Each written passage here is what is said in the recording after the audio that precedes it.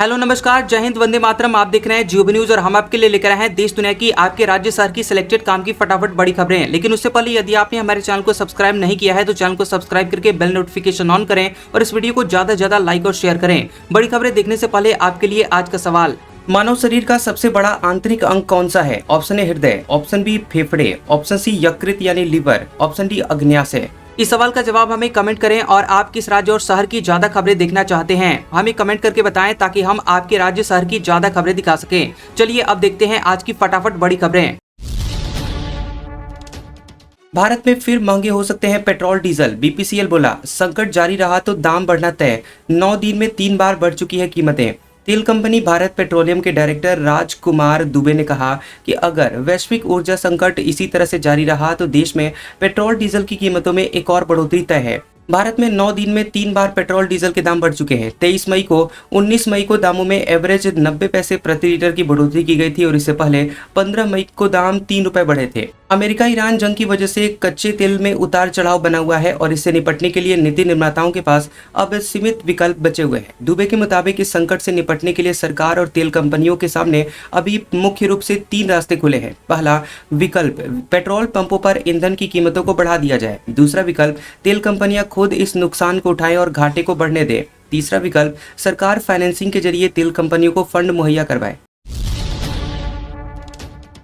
Crude oil सस्ता हो सकता है, ट्रंप का दावा। ईरान जंग खत्म करने का समझौता लगभग फाइनल, मुस्लिम देशों के नेताओं से बात की। यूएस राष्ट्रपति डोनाल्ड ट्रंप ने दावा किया है कि ईरान जंग खत्म करने का समझौता लगभग फाइनल हो चुका है। दोनों देशों के बीच अभी आखिरी डिटेल्स पर काम चल रहा है और खाड़ी देशों के नेताओं और इजरायली प्रधानमंत्री से बातचीत के बाद ये समझौता फाइनल हो रहा है। बता दें आपको कि ट्रंप ने कहा है कि समझौते के तहत स्ट्रेट ऑफ हॉर्मुज को फिर से खोला जाएगा और ये वही समुद्री रास्ता है जहां से दुनिया की कुल तेल सप्लाई का करीब 5वां हिस्सा गुजरता है। और इस खबर के आने के बाद अब सोमवार को क्रूड ऑयल की कीमतों में गिरावट आ सकती है। हरियाणा में गर्मी की छुट्टियों में अनूठा होमवर्क, पहली बार एआई की एंट्री। छात्र अखबारों का एनालिसिस करेंगे, ढाबा खोलेंगे और थाने भी जाएंगे। हरियाणा के सरकारी स्कूलों के ग्रीष्मकालीन होमवर्क में पहली बार एआई की एंट्री होगी। प्राइमरी कक्षा के विद्यार्थी अपने दिन भर के कार्यों की गणना करेंगे और पता करेंगे कि उनको करने में कितना समय लगा है और अगले दिन इन्हीं कार्यों को एआई की मदद से करेंगे। बिजली बचाने की जानकारी लेंगे और 5 दिन के अखबारों का विश्लेषण भी करेंगे। राज्य के सभी सरकारी स्कूलों में अवकाश 25 मई से 30 जून तक रहेगा और निपुण भारत अभियान के तहत शिक्षा विभाग ने कार्य पुस्तिका तैयार की है। भारतीयों के खिलाफ नस्लीय टिप्पणी पर अमेरिकी विदेश मंत्री निराश, कहा हर देश में कुछ बेवकूफ लोग होते हैं, वे अमेरिका के नुमाइंदे नहीं हैं। अमेरिकी विदेश मंत्री मार्को रूबियो ने अमेरिका में भारतीयों के खिलाफ नस्लीय टिप्पणियों और भेदभाव के सवाल पर निराशा जताई है। उन्होंने कहा कि ऐसे बयान पूरे अमेरिकी समाज का प्रतिनिधित्व नहीं करते। नई दिल्ली में विदेश मंत्री एस जयशंकर के साथ संयुक्त प्रेस कॉन्फ्रेंस में रूबियो से अमेरिका में भारतीयों के खिलाफ नस्लवाद की घटनाओं पर सवाल पूछा गया था। इस पर उन्होंने कहा कि हर देश में कुछ बेवकूफ़ लोग होते हैं जो ऑनलाइन या फिर सरेआम आपत्तिजनक बातें करते हैं, लेकिन इससे किसी देश की असली पहचान तय नहीं होती है। रिपोर्ट के मुताबिक ईरान का अमेरिका को यूरेनियम सौंपने से इनकार, कहा ये मौजूदा डील का हिस्सा नहीं। ट्रंप ने कहा था इसे लेकर रहेंगे। ईरान ने साफ कर दिया है कि वह अपना हाईली एनरिच्ड यूरेनियम भंडार अमेरिका को नहीं सौंपेगा। रॉयटर्स के मुताबिक एक सीनियर ईरानी अधिकारी ने कहा कि मौजूदा शुरुआती समझौतों में परमाणु मुद्दा शामिल नहीं है और सूत्र के मुताबिक ईरान के परमाणु कार्यक्रम और यूरेनियम भंडार पर बातचीत बाद में अंतिम समझौते के दौरान होगी। फिलहाल ऐसा कोई फैसला नहीं हुआ है कि यूरेनियम देश से बाहर भेजा जाएगा। देश के बड़े शहरों में 25 से 60% तक की पानी बर्बादी। मुंबई में भोपाल और इंदौर की जरूरत से ज़्यादा पानी बर्बाद। इंदौर में 65% पानी की लीकेज। देश के लगभग सभी बड़े शहरों में 25 से 60% तक पानी बर्बाद हो रहा है। या तो पेयजल लाइनों में बड़े लीकेज हैं या फिर पाइपलाइन में अवैध कनेक्शन जोड़ लिए गए हैं। हालात ये है कि मुंबई को रोज लगभग 3850 MLD यानी मिलियन लीटर रोज पानी की सप्लाई होता है और बता दें कि इससे करीब 30% इसमें लीकेज माना जाता है। रोज लगभग 1000 MLD पानी पाइपलाइन लीकेज व अन्य तरह से बेकार जा रहा है। ये बर्बाद पानी इंदौर और भोपाल की कुल रोजाना जरूरत से भी ज़्यादा है। इन दोनों शहरों को रोज 900 MLD ही पानी चाहिए। तमिलनाडु में 3 दिन में 3,246 बदमाश हुए गिरफ्तार। एंटी ड्रग टास्क फोर्स ने 419 ड्रग तस्करों से गांजा नशीली दवाइयां जब्त किया। इनकी कीमत 1,43,00,000 रुपए। तमिलनाडु पुलिस ने 3,246 बदमाशों को हिरासत में लिया है और 419 ड्रग तस्करों को गिरफ्तार किया है। यह कार्रवाई पिछले 3 दिनों में चलाए गए विशेष अभियान के दौरान की गई है। अभियान के दौरान पुलिस ने 15,349 लोगों की जाँच की है और इनमें 12,650 हिस्ट्री सीटर और 2,699 गैर हिस्ट्री सीटर शामिल थे और इसमें 844 लोगों को विभिन्न कानूनी धाराओं के तहत जुडिशियल कस्टडी में भेजा गया। तमिलनाडु के मुख्यमंत्री पद की शपथ लेने के 48 घंटे के भीतर विजय ने 4 बड़े फैसले लिए थे और इनमें तमिलनाडु के हर जिले में करीब 65 एंटी ड्रग टास्क फोर्स यानी ANTF बनाने का फैसला भी शामिल था, जिसका अब असर दिखाई दे रहा है। 225 दिन बाद खुले हेमकुंड साहिब के कपाट। 5 क्विंटल फूलों से सजा धाम। 6,605 श्रद्धालुओं ने किए दर्शन। अब तक 67,000 से ज्यादा रजिस्ट्रेशन हो चुके हैं। चमोली में स्थित सिखों के पवित्र तीर्थ श्री हेमकुंड साहिब के कपाट शनिवार सुबह 11:30 बजे पूरे विधि विधान और अरदास के साथ श्रद्धालुओं के लिए खोल दिए गए। करीब 225 दिन बाद खुले कपाटों के ऐतिहासिक क्षण का साक्षी बनने के लिए देश और विदेश से आए 3,000 से अधिक श्रद्धालु धाम में मौजूद रहे। 5 प्यारों की अगुवाई में यहाँ श्रद्धालुओं का पहला जत्था घांघरिया से कठिन चढ़ाई पूरी कर करीब 1500 फीट की ऊंचाई पर स्थित धाम पहुंचा और कपाट खुलते ही पूरी लोकपाल घाटी बोले सोनिहाल सत श्री अकाल के जयकारों से गूंज उठी। गुरुद्वारे को करीब 5 क्विंटल फूलों से सजाया गया था। एक्ट्रेस ट्विशा का मौत के 12 दिन बाद अंतिम संस्कार। भाई ने भोपाल में मुखाग्नि दी। दिल्ली एम्स की टीम ने दोबारा पोस्टमार्टम किया। एक्ट्रेस ट्विशा का मौत के 12 दिन बाद रविवार को अंतिम संस्कार किया गया। भोपाल के भदभदा शमशान घाट में भाई मेजर हर्षित ने ट्विशा को मुखाग्नि दी। इस दौरान ट्विशा की मां और परिवार भावुक होकर रो पड़ा और इससे पहले रविवार को ही दिल्ली एम्स की टीम ने ट्विशा की डेड बॉडी का दोबारा से पोस्टमार्टम किया। भोपाल एम्स के करीब 3 घंटे चली प्रक्रिया के बाद टीम भोपाल से रवाना हो गई। पोस्टमार्टम से जुड़े हुए सैंपल और विसरा भोपाल एम्स में ही सुरक्षित रखे गए। टीम अपनी रिपोर्ट सीलबंद लिफाफे में सौंपी गई। कॉकरोच जनता पार्टी फाउंडर बोले, इंस्टाग्राम अकाउंट का कंट्रोल वापस मिला। फॉलोअर्स का डेटा शेयर कर पूछा, इनमें 94% भारतीय। रिजिजू इन्हें पाकिस्तानी क्यों बता रहे हैं?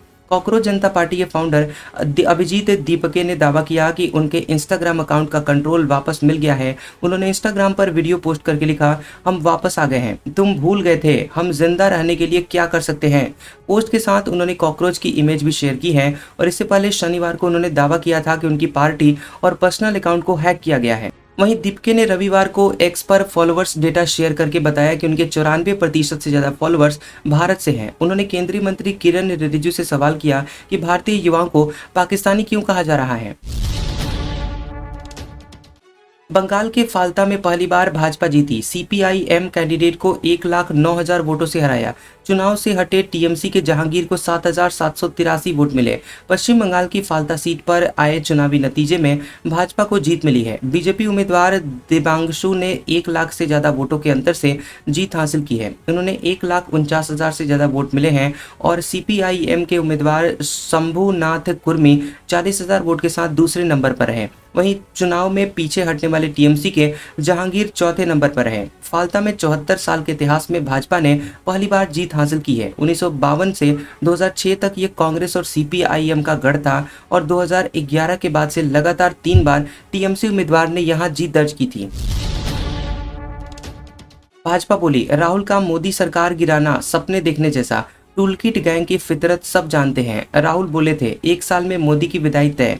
राहुल गांधी के केंद्र सरकार गिरने की भविष्यवाणी करने को लेकर भाजपा ने पलटवार किया है। महाराष्ट्र CM देवेंद्र फडणवीस ने कहा कि राहुल गांधी का बयान दिन में सपने देखने जैसा है। वहीं केंद्रीय मंत्री पीयूष गोयल ने कहा कि राहुल गांधी का बयान एक बड़ी साजिश की ओर इशारा करता है, जिसमें कांग्रेस, अन्य विपक्षी दल और टूलकिट गैंग शामिल थे और ये लोग मिलकर भारत को अस्थिर करने का सपना देख रहे हैं। यूपी के 6 शहरों में 48 डिग्री सेल्सियस तापमान। राजस्थान, MP समेत 12 राज्यों में 47 डिग्री पार। दुनिया के 100 सबसे गर्म शहरों में 97 भारत के। दुनिया के 100 सबसे गर्म शहरों में रविवार को भारत के 97 शहर शामिल हैं और प्राइवेट एजेंसी AQI.in के मुताबिक टॉप 10 सबसे गर्म शहरों में यूपी के 6 शहर हैं, जहां पर दोपहर 2 बजे 48 डिग्री सेल्सियस तापमान दर्ज किया गया और इनमें प्रयागराज सबसे ऊपर रहा। यूपी, मध्य प्रदेश, राजस्थान, पंजाब, बिहार, छत्तीसगढ़, आंध्र प्रदेश, ओडिशा, तेलंगाना, उत्तराखंड, हरियाणा और महाराष्ट्र के 37 शहरों में तापमान 47 डिग्री सेल्सियस दर्ज किया गया। मौसम विभाग ने चेतावनी दी है कि 26 और 27 को तापमान और बढ़ सकता है। इससे पहले महाराष्ट्र का ब्रह्मपुरी 47.1 डिग्री सेल्सियस तापमान के साथ लगातार दूसरे दिन देश में सबसे गर्म शहर रहा। तेलंगाना के 7 जिलों में हीट स्ट्रोक के कारण इस गर्मी सीजन में 16 लोगों की जानें जा चुकी हैं। मौसम विभाग के मुताबिक तेलंगाना के हैदराबाद, रंगारेड्डी, करीमनगर, खम्मम, नलगोंडा, सूर्यापेट, मुलुगु और महबूब नगर में 26 मई तक हीट वेव का अलर्ट जारी किया गया है। लोगों को सुबह 11 बजे से शाम के 4 बजे तक घर से बाहर ना निकलने की सलाह दी गई है। योगी बिजली संकट पर सख्त, बोले लापरवाही हुई तो एक्शन तय। ऊर्जा मंत्री फील्ड में उतरे, गांव हो या शहर बिजली सप्लाई नहीं रुकनी चाहिए। बता दें कि यूपी में बिजली संकट पर सीएम योगी आदित्यनाथ ने कहा कि बिजली सप्लाई में लापरवाही बर्दाश्त नहीं होगी। किसी भी स्तर पर कोई चूक हुई तो एक्शन तय है। उन्होंने ऊर्जा मंत्री और राज्य मंत्री को फील्ड में उतरकर कंट्रोल रूम का निरीक्षण करने को कहा है। सीएम ने साफ कहा है कि गांव से लेकर शहर तक निर्बाध बिजली व्यवस्था सुनिश्चित की जानी चाहिए। सीएम योगी ने अफसरों से कहा कि अगर बिजली सप्लाई बाधित होती है तो आम लोगों को समय पर और सही जानकारी दी जाए। सिर्फ शिकायत दर्ज करना काफी नहीं है, उपभोक्ताओं को ये भी बताया जाए कि समस्या कब तक ठीक होगी और इससे लोगों का भरोसा बढ़ेगा। उपभोक्ताओं को समय पर और सही बिल देना बेहद जरूरी है। बिलिंग और वसूली व्यवस्था को और बेहतर किया जाना चाहिए।